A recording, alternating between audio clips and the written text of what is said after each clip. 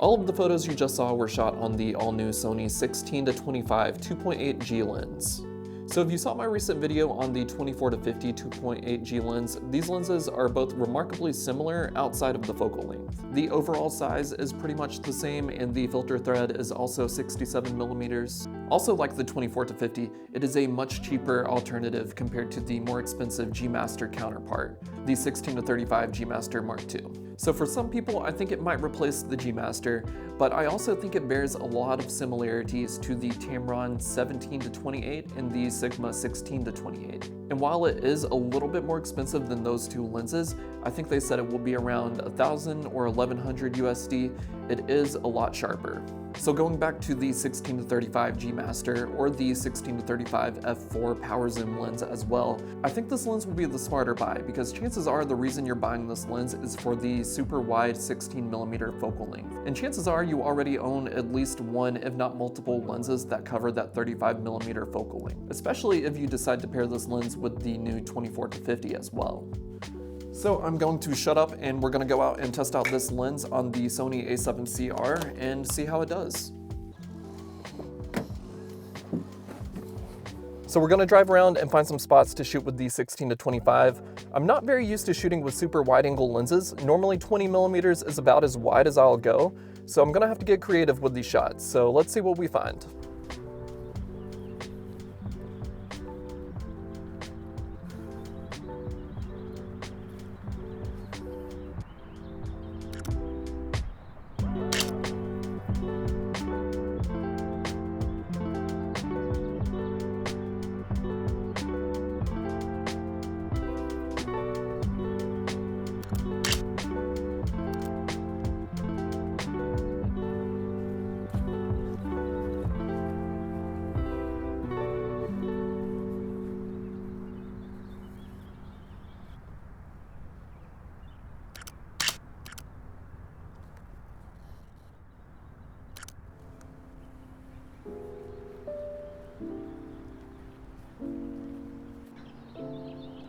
One interesting thing to note about this lens is that it has some macro capability.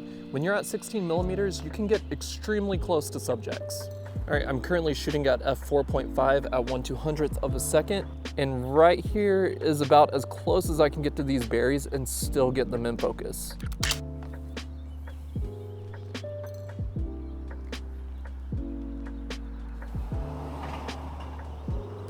That's pretty cool.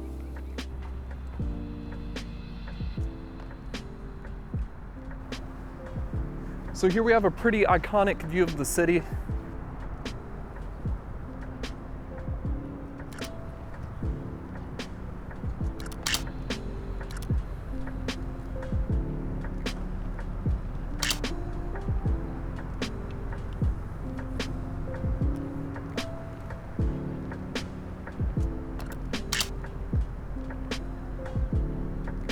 So the shot of the skyline is nice, but I also found this angle overlooking the intersection down below.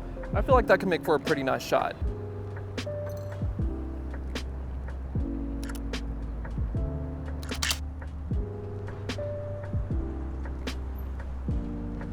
One thing to note about this lens compared to the 24-50 is that when you zoom, the lens does not extend all that much.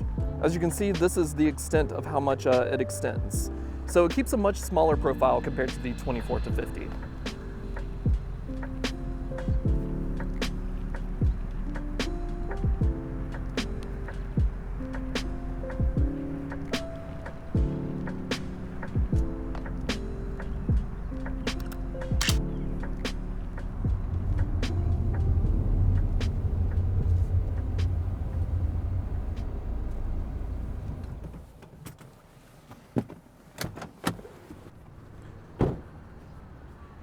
And the final shot we're gonna get is one I've been wanting of my car for a while, so I figured I might as well do it for a YouTube video. And before we start taking photos, I'm going to put a polarizer on my camera. I highly recommend putting a polarizer on your lens if you're doing any kind of automotive photography. It can help make your shots look a lot cleaner by getting rid of any kind of reflections on the windows or on the car in general.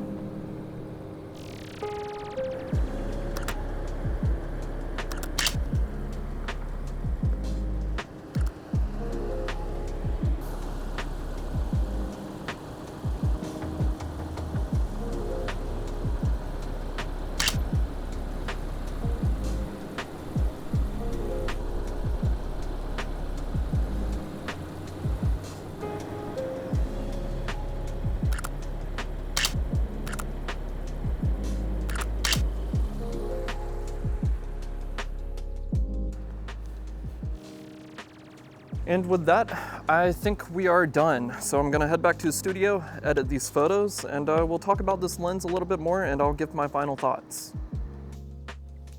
So outside of what you guys just saw, I've been shooting with this lens for about the past week now. And one of the first things I noticed is when you are shooting wide at 16mm, there is quite a bit of distortion, which is to be expected, but at the moment there are no profile corrections available in Lightroom because the lens is not released yet. So probably by the time this lens is available, that will fix a lot of those distortion issues, so I won't hold it against this lens. But I will say, as someone who does not shoot wide at 16mm, it was fun doing something a little bit different, a little bit new, but I did feel a little uncomfortable in some ways. Now, super wides like this are probably best suited for landscapes, so the few cityscape photos I got, I'm very happy with. Other times, I was not super happy with the images I was getting, so I did not include all of the images I shot in the photo walk, but that's at no fault of the lens. It really just comes down to me not being used to shooting so wide.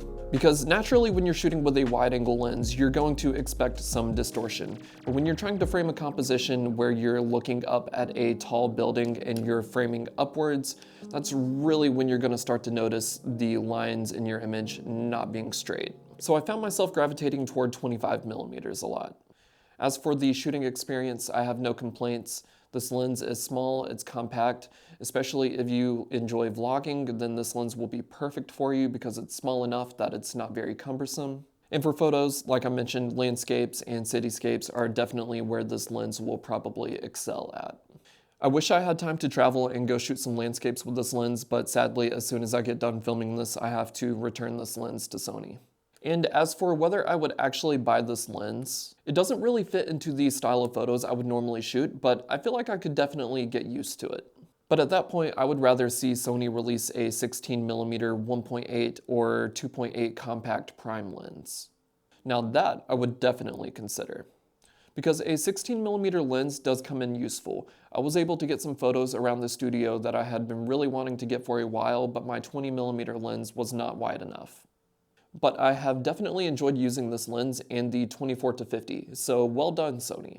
I think it's great that they are making cheaper lenses when compared to their G Master counterparts. Sure, you might lose a little bit of zoom, but when you factor in the price, that's cut in half. But it maintains the sharpness and image quality of the G Masters. You're making lenses that are much more accessible to many more photographers. As you can tell by watching this video, I don't really care to deep dive into the specs, because there's plenty of other people making videos about this lens who will do that for you. All I personally care about is that the image is sharp all around and I actually enjoy using this lens, which I do. Now, for my fellow A7C shooters who care a lot about the size of the lens that you are using on the camera, I'm happy to say this lens does balance quite well on the camera, but it is a zoom, so obviously it is going to be a little front heavy. But for those wondering, I will put a size comparison on the screen so you can reference that, and hopefully you own one of these lenses or a lens that is of a similar size. So I don't think you'll have any complaints because obviously if you're buying a zoom lens for one of these compact cameras, you kind of know what to expect. So now that we do have this lens and the 24-50, I hope Sony releases some new prime lenses in the future, preferably compact primes. I would love to see an updated 35 1.8G or even a 28mm. But if they do decide to keep releasing these compact zoom lenses, I would love to see them do a 75 to 150mm lens, maybe f4 just to help keep the size down a bit more. So before I get too off topic, I will close out this video and I could make a whole nother video on what I would like to see from Sony in the future. So just let me know if you guys have any questions about this lens. But in the meantime, thanks for watching the video. If you guys enjoyed this video, please like the video and subscribe to help support me. And I hope I could inspire you guys to get out and take more photos. Go out and shoot.